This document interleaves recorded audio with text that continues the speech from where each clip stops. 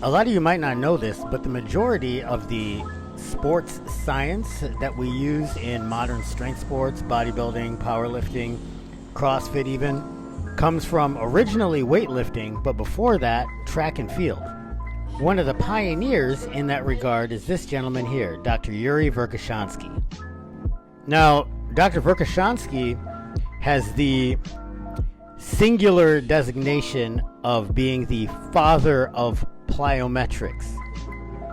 So like depth jumps, rebounding, things of that nature. Now originally this was called the shock method or shock system. And yes, that is a guy kicking a basketball net. I don't know too many people who can do that. Suffice to say, Dr. Verkhoshansky was big into jumping. He was a very high-level, world-class track and field athlete himself. I believe he was a pole vaulter and high jumper, if I'm not mistaken. Well, I mentioned earlier that he was the father of plyometrics. How that came to be is he discovered as an athlete that if he jumped off of something, he could inexplicably jump higher on the second attempt. He, of course, later went on to get his PhD, and his research over the years has contributed not only to the success of the Soviet athletic program, the then Soviet athletic program, but also many track and field programs and strength sports even today. Many of you might be familiar with this tome, Super Training, that he co-authored with Dr. Mel Siff, as well as this volume here, the Special Strength Manual for Coaches, which is probably one of my favorite books to just go back and reference. So what do we mean by special strengths? Well, the thing that Dr. Verkhoshansky distinguished was the relationship between force and velocity. The inverse relationship, I should say.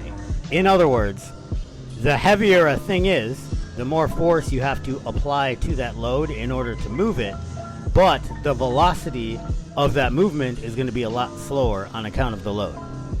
In other words, a 1,000-pound deadlift is going to move a lot slower, but require a lot more force to move it than a 200-kilogram clean and jerk, than a javelin or a shot put. And this is somewhat intuitive if you have even a rudimentary knowledge of physics, but what was not intuitive until Dr. Verkhoshansky was how to apply this knowledge to your training, because specificity is king. And like the said principle illustrates, specific adaptations for imposed demands.